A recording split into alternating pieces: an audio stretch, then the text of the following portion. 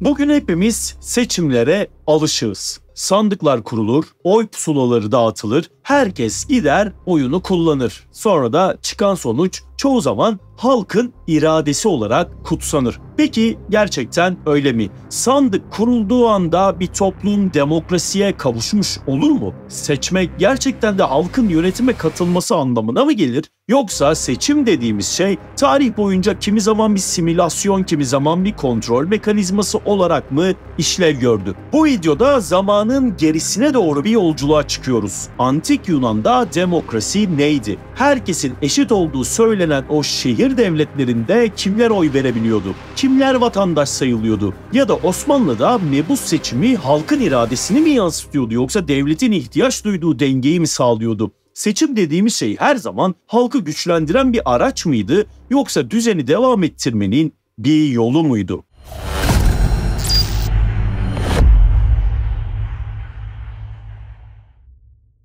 Bugün artık demokrasi neredeyse tartışılmaz bir kavram gibi sunuluyor ama tarih bize gösteriyor ki her oy pusulası bir özgürlük belgesi değildir. Bazen sandık halkı değil, halk adına karar verenleri meşrulaştırır. Seçim sistemin dışındakileri içeri almak değil, içeridekilerin konumunu sağlama almak için de kullanılmıştır. Tarihte seçimlerin izini sürerken aslında başka bir soruyu da soracağız. Demokrasi sandıktan mı çıkar? Bugün demokrasi denince akla ilk gelen şey seçimdir. Oy vermek, seçilmek, çoğunluğun iradesinin yönetime yansıması. Ama bu kavramı bugünkü haliyle geçmişe doğru taşıdığımızda ortaya çok farklı bir tablo çıkar. Çünkü seçim her zaman halkın yönetime doğrudan katılması anlamına gelmemiştir. Aksine tarihte çoğu zaman seçimin amacı halkı iktidara ortak etmek değil, düzeni sürdürmek ve yönetimi meşrulaştırmaktır. Antik Yunan, özellikle de Atina modern demokrasilerin atası olarak gösterilir. Ancak o çok övülen doğrudan demokrasi modeli aslında oldukça dar bir elit tabakayı kapsıyordu. Antik Atina'da vatandaşlık sadece erkeklere aitti. Kadınlar, köleler ve metekler yani başka şehirlerden gelen yerleşikler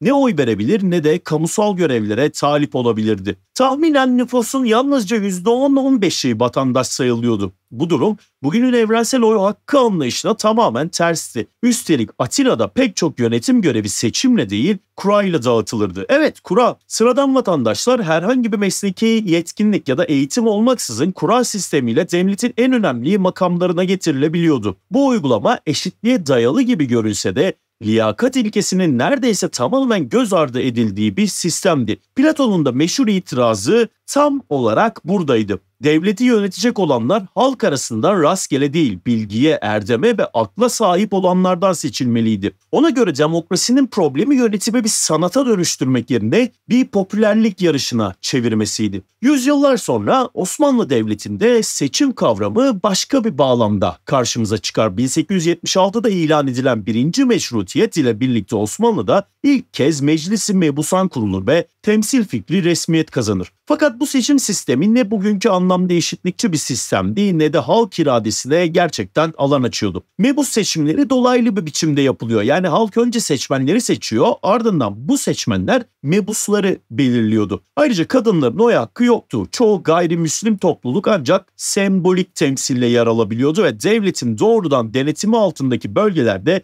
seçim sonuçları çoğu zaman merkezi otoritenin çıkarlarına göre şekilleniyordu. Nitekim 2. Abdülhamit bu ilk meclisi yalnızca bir yıl içinde kapatarak istibdat dönemini başlattı. Demokrasiye dair ilk deneme bizzat padişah eliyle sonlandırılmıştı. 1908'de 2. Meşrutiyet ilan edildiğinde seçimler yeniden yapıldı ancak bu defa da İttihat ve Terakki'nin merkeziyetçi yapısı seçim sürecini büyük oranda kontrol etti. Propaganda araçları, devlet memurlarının yönlendirmeleri ve sansür mekanizmalarıyla halkın gerçekten özgür bir tercih yapması oldukça zordu. Bu örnekler bize şunu gösteriyor. Seçim dediğimiz şey tek başına bir özgürlük aracı değildir. Antik Yunan'da seçim halkı değil, belirli bir zümreyi kapsayan bir hak alanıydı. Osmanlı'da ise seçim çoğu zaman modernleşme baskısıyla yaratılmış ancak iktidarın kontrolünden çıkmasına asla izin verilmemiş bir vitrin unsuru olarak işlev gördü. Seçim sistemi halkı iktidara ortak etmekten çok yöneticilerin halkla ilişkisini düzenleyen, meşruiyet sağlayan bir yapıydı. Bu tarihsel tabloya bakınca şu soruyu sormamak imkansız. Seçim varsa halk iradesi var mıdır? Yoksa halkın iradesi denilen şey şekillendirilmiş, yönlendirilmiş, hatta çoğu zaman sınırları çizilmiş bir tercih illüzyonundan mı ibarettir? Tarih boyunca seçim sistemlerinin çoğu halkın yönetime katılımını maksimize etmek için değil, sistemin kendini yeniden üretmesini sağlamak için tasarlanmıştır. Bugün hala demokrasiyi yalnızca sandıkla tanımlamak bu tarihsel arka planı göz ardı etmek olur. Seçim varsa demokrasi vardır demek kolaydır. Ama sorulması gereken asıl soru şudur: o seçimde kim oy veriyor? Kim seçiliyor ve kim asla dahil edilmiyor? Bugün sıkça karşılaştığımız bir cümle var: demokrasi sandıktan çıkar. Ancak bu cümle tarihe ve temsil kavramına biraz daha yakından bakıldığında aslında fazlasıyla indirgemeci bir iddia haline gelir. Sandığın varlığı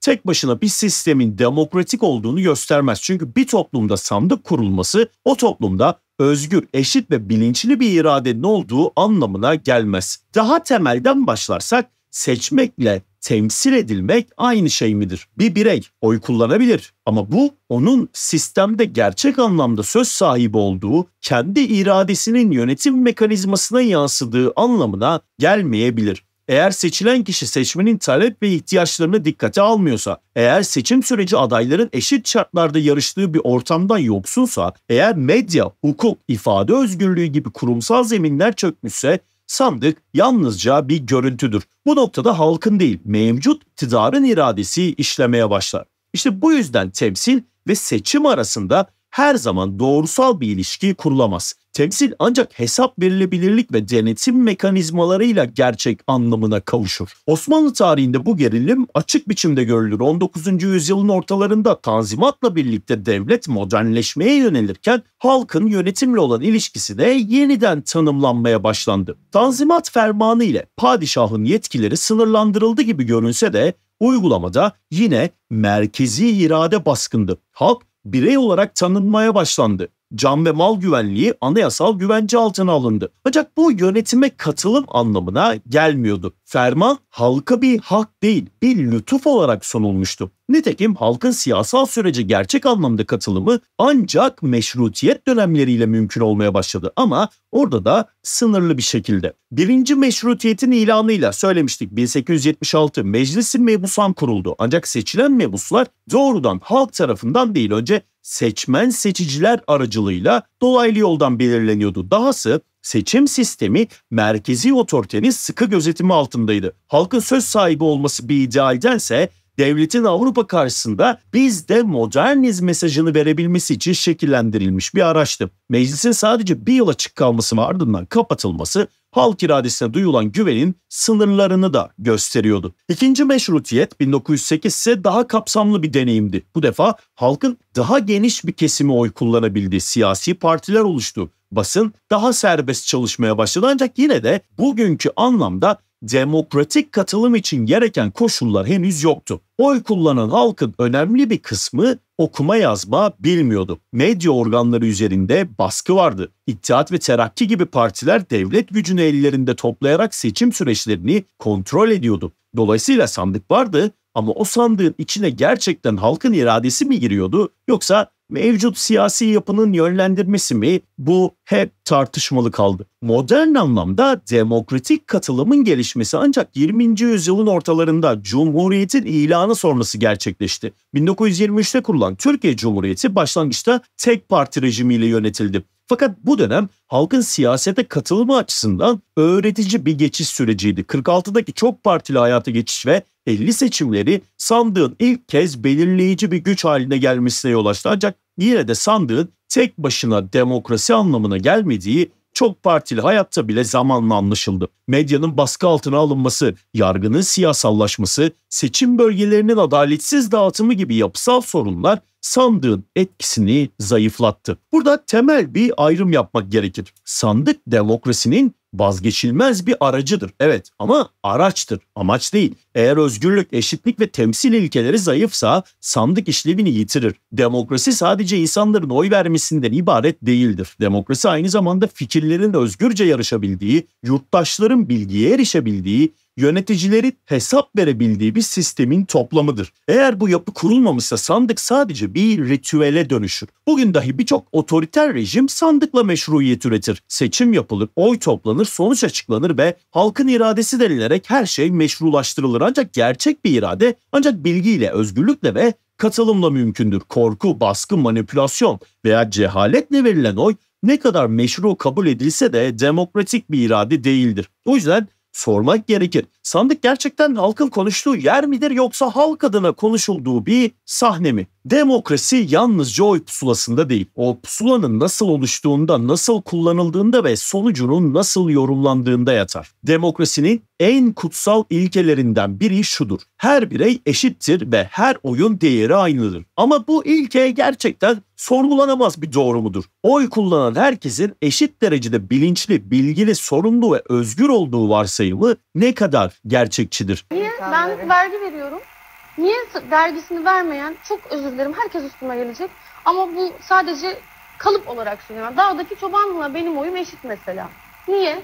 Bu sorular tarihin çok eski dönemlerinden beri soruluyor ve çoğu zaman rahatsız edici cevaplar da barındırıyor. Antik çağın en büyük düşünürlerinden biri olan Platon, demokrasiyi alenen eleştiriyordu. Ona göre devleti yöneticilik gibi uzmanlık isteyen bir alanı halkın oylarıyla belirlemek bir delilikti. Platon'un benzetmesi meşhurdur. Bir gemi denize açıldığında kaptanı mürettebat oylarıyla mı seçeriz yoksa bu işi en iyi bilen kişiye mi emanet ederiz? Aynı şekilde devleti de bilgiye, erdeme ve akla sahip olanların yönetmesi gerekirdi. Ona göre halk çoğu zaman neyin iyi olduğunu bilmez. Duyduklarıyla, gördükleriyle, manipülasyonla yönlendirilir. O yüzden herkesin oy hakkı var demek, herkesin eşit düzeyde doğru karar vereceğini garanti etmez. Bu görüş elbette zamanla otoriterliğe varabilecek bir yapı doğurur. Ama Platon'un sorusu bugün bile geçerliliğini korur. Herkes oy vermeli midir? Ya da daha önemlisi, her oy eşit ağırlıkta olmalı mıdır? Osmanlı'da bu soruya verilen cevap çok netti. Hayır, herkes oy veremezdi. Seçmen olabilmek için erkek olmak, belirli bir yaşta olmak, vergi mükellefi olmak gibi çeşitli koşullar aranıyordu. Kadınların, köylülerin, göçebelerin, bazı etnik ve mezhepsel grupların seçim sürecine dahil edilmesi ya imkansızdı ya da sembolik düzeydeydi. Bu durum sadece Osmanlı'ya özgü değil tabii ki. 20. yüzyılın ortalarına kadar Batı'da da Avrupa'da kadınlar, siyahlar, yoksullar uzun süre sistem dışı bırakıldılar. Oy hakkı eşitlik değil, ayrıcalık temelli bir sistemdi. Sandık vardı ama herkesin ulaşabileceği bir yerde değildi. Cumhuriyet döneminde ise bu eşitsizlik ilkesel olarak reddedildi. 34'te kadınlara da oy hakkı tanınmasıyla Türkiye bu konuda pek çok Batı ülkesinden önce davrandı. Ama bu genişleme beraberinde bir başka tartışmayı getirdi. Oy veren herkes gerçekten neye oy verdiğinin farkında mıydı? Bu soru o dönem fısıltıyla, bugünse çoğu zaman yüksek sesle dile getiriliyor. Okuma yazma bilmeyen, politikadan bir haber, seçim vaadini torba dağıtımı sanan bir seçmen kitlesi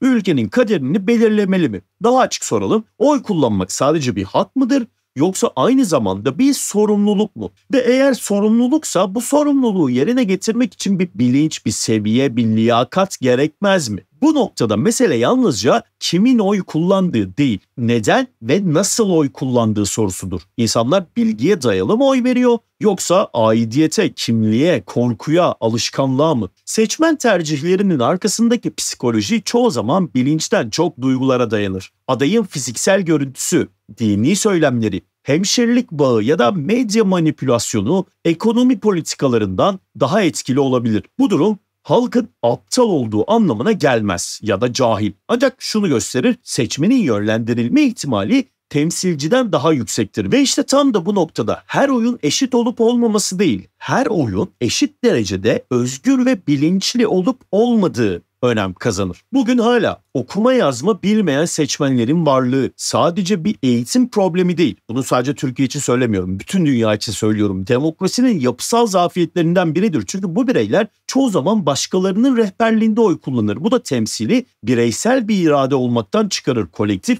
yönlendirme haline getirir. Seçmenin özgür iradesi ancak bilgiye erişimi varsa, fikirleri karşılaştırabiliyorsa, propagandayı analiz edebiliyorsa ve korkusuzca tercihte bulunabiliyorsa mümkündür. Aksi durumda sandık güçlü olanı sessiz kitleleri yedeklemesinin bir aracına dönüşür. O yüzden mesele nicelik değil, niteliktir. Demokrasi salt sayılarla ölçülemez. Oyların toplamı çoğunluk olabilir ama bu çoğunluk her zaman haklı değildir. Çoğunluk ne diyorsa o olur mantığı çoğu zaman popülizmin, duygusal manipülasyonun ve cehaletin zeminidir. Gerçek halk iradesi ancak bilinçli bir toplulukla mümkündür. Eğitim, özgür basın, sorgulayan bir kamuoyu. Bunlar olmadan oy sayısı çok olabilir ama oyun değeri düşer. Demokrasi yalnızca çoğunluğu yönettiği bir sistem değil. Aynı zamanda aklın, erdemin ve sorumluluğun da yön verdiği bir sistem olmalı. Aksi takdirde sandık halkın değil, halkı etkileyenlerin iktidar aracına dönüşür.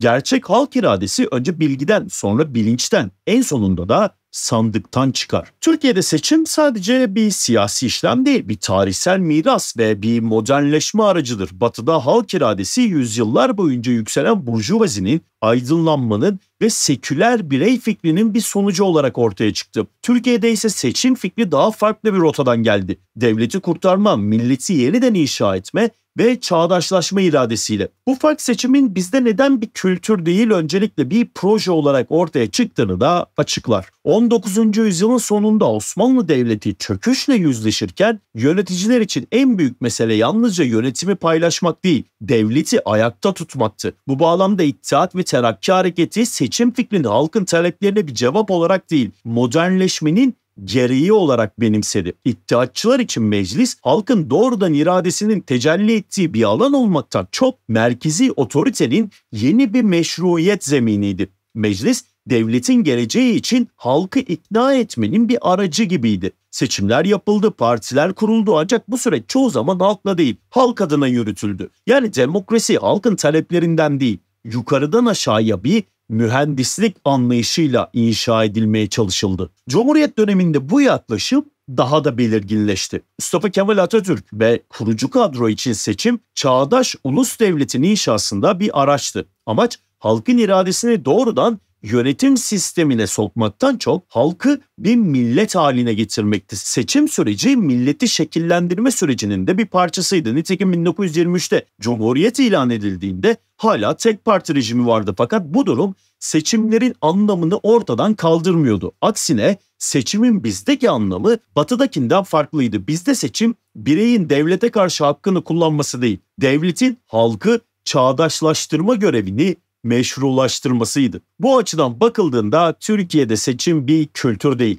bir cumhuriyetçi sorumluluk olarak doğdu. 1946'da çok partili hayata geçildiğinde bu kültür henüz oturmamıştı. Demokrat Parti'nin yükselişi halkın taleplerini merkeze alır gibi görünse de sistemin tüm kurumları bu yeni düzenin gereklerine hazırlıklı değildi. Seçim vardı ama seçimin sonucunu içine sindiremeyen bir devlet geleneği de vardı. 1960 darbesi bunun en trajik örneklerinden biridir. Sonraki yıllarda seçim halkın iradesini yansıtmaya başladı. Ama her irade ortaya çıktığında ya bir muhtıra, ya bir kapatma davası ya da bir vesayet müdahalesi de gündeme geldi. Çünkü Türkiye'de seçim bir mücadele alanına dönüşmüştü. Devlet aklı ile halk iradesi arasında sıkışıp kalan bir mücadele. Peki bugün Türkiye'de seçim ne kadar anlam taşıyor? Yüksek katılım oranları, güçlü siyasi kampanyalar ve kutuplaşan toplum bize seçimlerin ne kadar canlı yaşandığını gösteriyor. Ama bu canlılık gerçek bir demokratik bilinçten mi kaynaklanıyor yoksa kimliklerin, korkuların, aidiyetlerin çatışmasından mı? Bu sorunun cevabı hala muğlak. Seçim hala bir prosedür mü yoksa bir kültür mü? Batı demokrasileri yüzyıllar boyunca seçimleri bir yurttaşlık pratiğine dönüştürmeyi başardı. Bizde ise seçim çoğu zaman bir hesaplaşma, bir tepkisellik, bir kutuplaşma zemini haline geldi. Bunun sebebi sadece sistem değil elbette. Toplumun siyasete yüklediği anlamda da yatıyor. Seçmen oyunu bir yönetim tercihi olarak değil, bir taraf belirleme, bir biz ve onlar ayrımı çizme aracı olarak görüyor. Bu da seçimleri demokrasiye değil, cepheleşmeye hizmet eden bir ritüele dönüştürüyor. Yine de şunu unutmamak gerekir. Türk modernleşmesi kendi özgün dinamikleriyle şekillenmiştir. Bizde seçim bireyin devletten bağımsızlaşmasıyla değil, devletin halkı dönüştürme çabasıyla başlamıştır. Bu fark demokrasiye olan bakışımızı ve seçim kültürümüzü derinden etkilemiştir. Ama bu fark bir eksiklik değil, bir farklılıktır sadece. Türk tipi seçim kültürü ne Batı'nın birey merkezli demokrasisine ne de Doğu'nun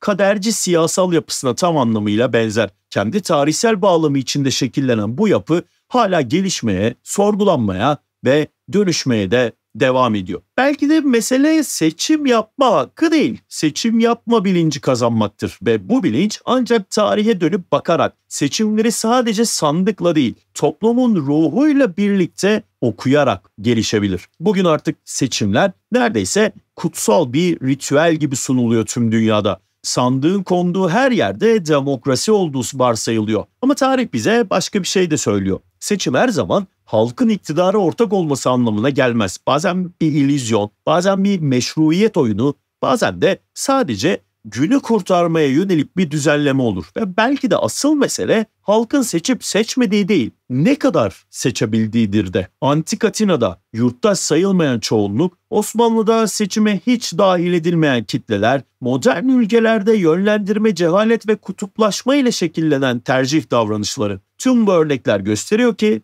sandık tek başına bir özgürlük simgesi değil. Demokrasi ancak bilgiyle, bilinçle ve liyakatla anlam kazanır. Aksi halde çoğunluğun seçimi sadece bir çoğunluk tahakkümüne dönüşür. Ve o zaman Platon'un rahatsız edici sorusu yeniden yankılanır. Halk mı bilir yoksa bilen mi bilir? Demokrasi sadece oy kullanma hakkı değil. Doğruyu arama cesaretidir de. Gerçek halk iradesi sadece sayıyla değil, akılla, vicdanla ve sorumlulukla ortaya çıkar. Bu yüzden belki de bugün sormamız gereken en temel soru şu: demokrasi gerçekten sandıktan mı çıkar yoksa sandığın ötesinde halkı düşünen, halkla birlikte düşünen bir akıldan mı doğar? Kanalımıza abone olmayı, videomuzu beğenmeyi ve yorum yazmayı lütfen unutmayın. Bir sonraki videoda görüşmek üzere.